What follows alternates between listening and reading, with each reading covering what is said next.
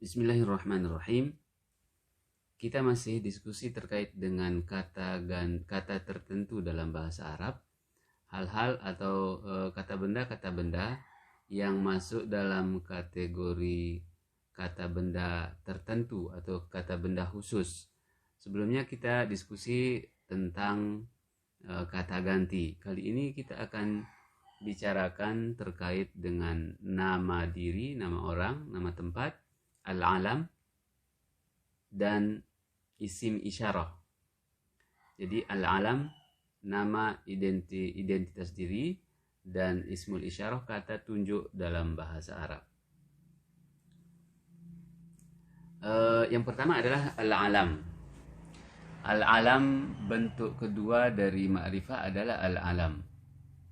Al-alam mencakup semua nama, manusia, hewan, tempat, suku, dan lain-lain. Semua yang dinamakan nama itu al-alam dalam bahasa Arab. Dalam tradisi bahasa Arab atau bangsa Arab, ada 3 jenis nama identitas untuk orang, yaitu ism atau nama diri, kunyah, yang menggunakan abun atau umun di awalnya. Kemudian laqab. Laqab itu nama gelaran gitu. Gelar untuk. Yang pertama adalah isim atau nama diri setelah lahir yang diberikan orang tua, seperti nama Umar, Utsman, Ali, Muhammad, Ahmad, dan seterusnya. Kalau bahasa Jawa misalnya Sutomo, Sujoko,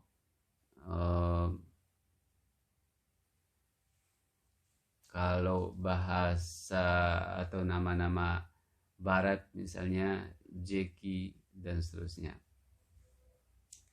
Yang kedua adalah nama gelaran, nama gelar. Pertama kunyah. Di kunyah itu masuk juga nama gelaran, ya, nama gelar, nama yang diberikan setelah dewasa. Atau sebenarnya kunyah juga kalau untuk orang Arab meskipun belum menikah itu menggunakan kata abu apa.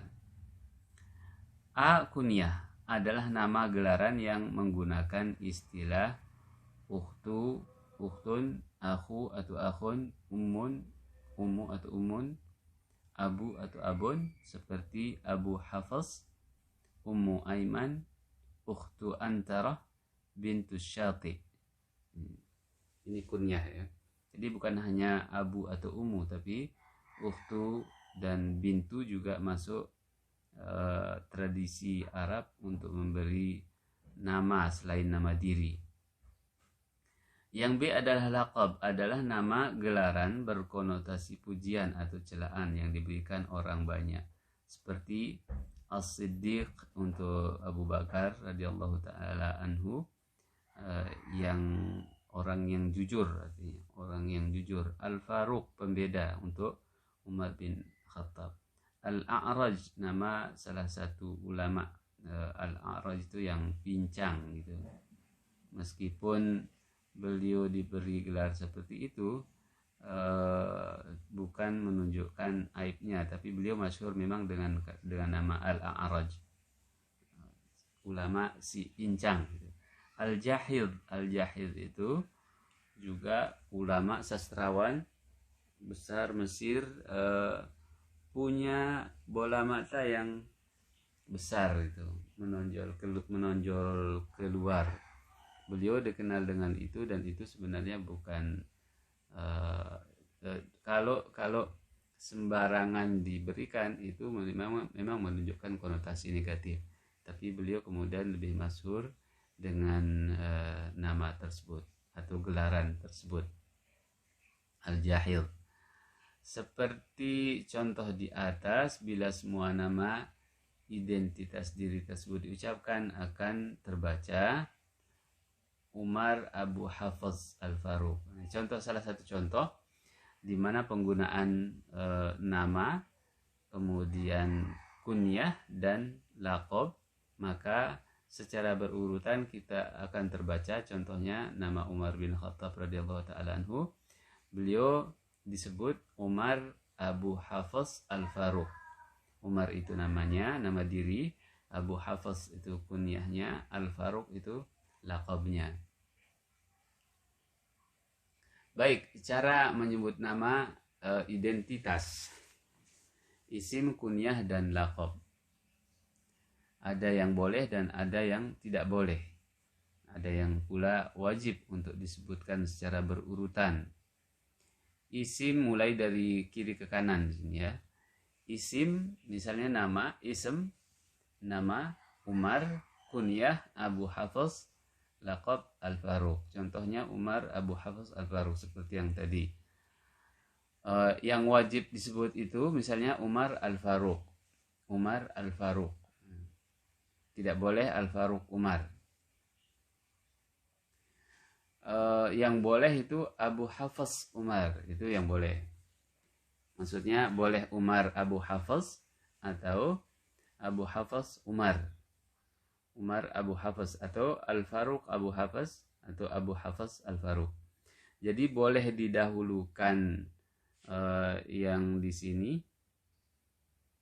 Yang di sini Abu Hafs Umar, kunyah kemudian nama, atau nama duluan baru kunyah Umar Abu Hafs.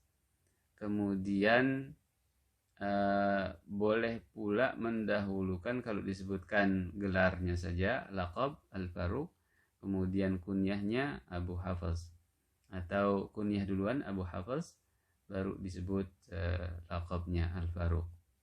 Nah, yang tidak boleh tadi itu adalah mendahulukan laqab daripada nama Al-Faruq Umar, itu yang tidak boleh. Contoh lain misalnya As-Siddiq, nama itu Abdullah, nama beliau adalah Abdullah ya. Tapi yang paling masyhur justru Abu Bakar. Abu Bakar itu kunyah beliau. Laqab beliau adalah As-Siddiq, yang orang yang jujur, atau si jujur, orang yang paling jujur. Contoh Abdullah Abu Bakar As-Siddiq. Abdullah itu nama beliau, Abu Bakar itu kunyahnya, As-Siddiq itu laqabnya.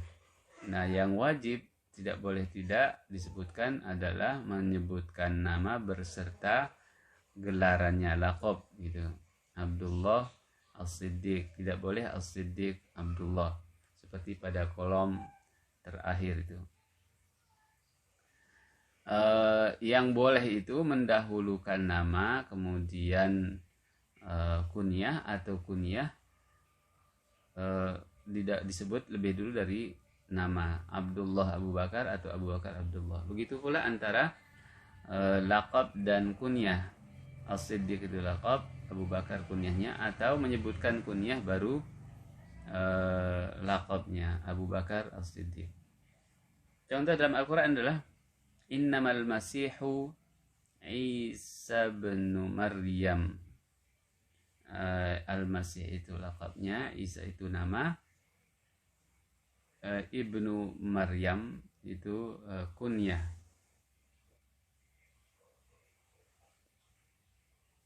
Al-Masihu Isa ibnu Maryam. Innamal Masihu Isa ibnu Maryam. Ini satu pengecualian ya, satu pengecualian. Al-Masih itu laqab, Isa itu nama, Ibnu Maryam itu kunyah. Kenapa boleh? Karena ini sudah masyhur di luar kaidah. Beliau sudah masyhur sebelum Al-Quran diturunkan dalam bahasa Arab. Nama beliau Al-Masih Isa itu sudah masyhur di kalangan masyarakat baik berbahasa Arab maupun kalangan Yahudi yang tidak menggunakan bahasa Arab sebagai bahasanya. Nah, ismul isyarah, kita pindah kepada membicarakan ismul isyarah. Bentuk-bentuk isim isyarah, kata tunjuk, hadza, hadhihi, hadani, hatani, haulai, ulaika, dzalika, tilka, huna, hunaka, hunalika. Nah, kalau kita lihat misalnya hadza untuk mufrad, hadza mudzakar, hadhihi untuk mufrad muannas, hadzani dan hatani masing-masing untuk musanna mudzakar muannas ya. Haulai dan ulaika untuk yang jamak. Dzalika dan tilka untuk kata tunjuk jauh ya, mudzakar dan muannas. Huna, hunaka itu keterangan kata tempat, kata tunjuk untuk dekat. Hunaka itu relatif jauh, hunalika itu yang jauh sekali. Dilihat dari jenisnya, isim isyarah dibagi dua, itu mudzakar dan muannas. Untuk mudzakar hadza, dzalika, kalau kita kelompokkan ya kepada mudzakar dan muannas, maka akan terlihat urutannya. Hadza yang dekat mudzakar, dzalika dekat muannas, hadzani dzani. Hadza yang untuk dekat mudzakar, dzani untuk yang jauh mudzakar. Haulai, ulaika, haulai, ulaika juga mudzakar dekat jauh. Huna yang dekat, hunaka relatif jauh, hunalika sangat jauh. Yang muannas, hadhihi, tilka, hadhihi untuk dekat muannas, tilka untuk jauh muannas.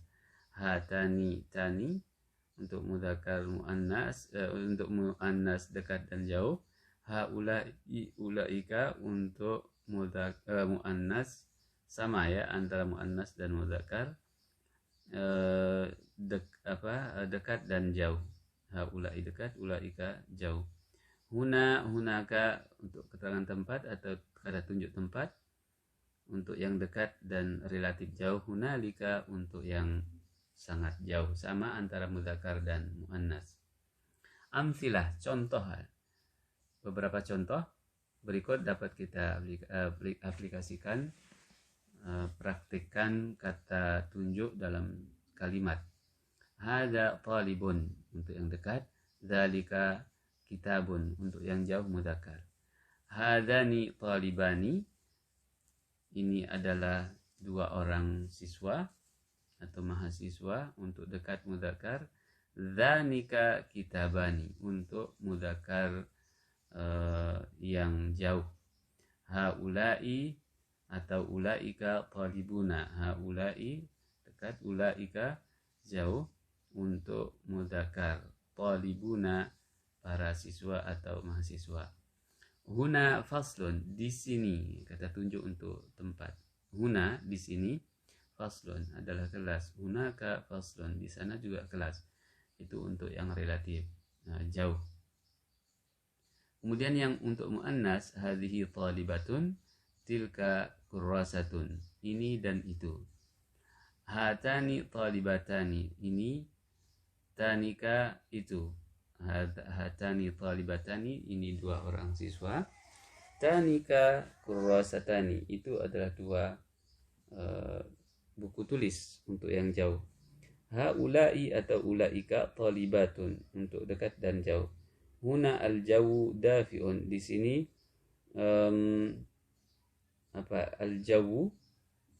al-jawu itu apa? Cuaca ya, dafi'un hangat. Huna al-jawu dafi'un, di sini cuacanya hangat. Huna kata tunjuk untuk dekat. Kemudian setelahnya itu hunaka al-jawu harun, sedangkan di sana cuacanya panas. Hunaka untuk yang relatif jauh. Baik, dilihat dari jarak jauh dekatnya, isim isyarah dibagi dua, yaitu jauh dan dekat. Untuk yang dekat, hadza, hadhihi, hadzani, hatsani, haulai, huna ya, untuk yang dekat. Sedangkan untuk yang jauh, dzalika, tilka, dzanika, tanika. Dzalika, tilka untuk yang mufrad, dzanika, tanika untuk yang musanna, ulaika untuk banyak, hunaka untuk relatif jauh, hunalika yang sangat jauh. Contohnya untuk yang dekat, lil qarib, amsilatun lil qarib. Hadza talibun, hadhihi talibatun, hadani talibani, hatani talibatani, haula'i talibuna atau haula'i talibatun. Ini tidak dilihat dari apakah mudzakkar muannasnya, tapi dilihat dari yang dekat. Huna al-jawu harun, itu fa kelebihan ta di sini, kelebihan fa. Pada fal jawu itu harusnya tidak ada fa di sini. Huna al-jawu harun, di sini cuacanya panas, sedangkan hunaka seharusnya. Atau lil qarib ya, sorry, lil qarib.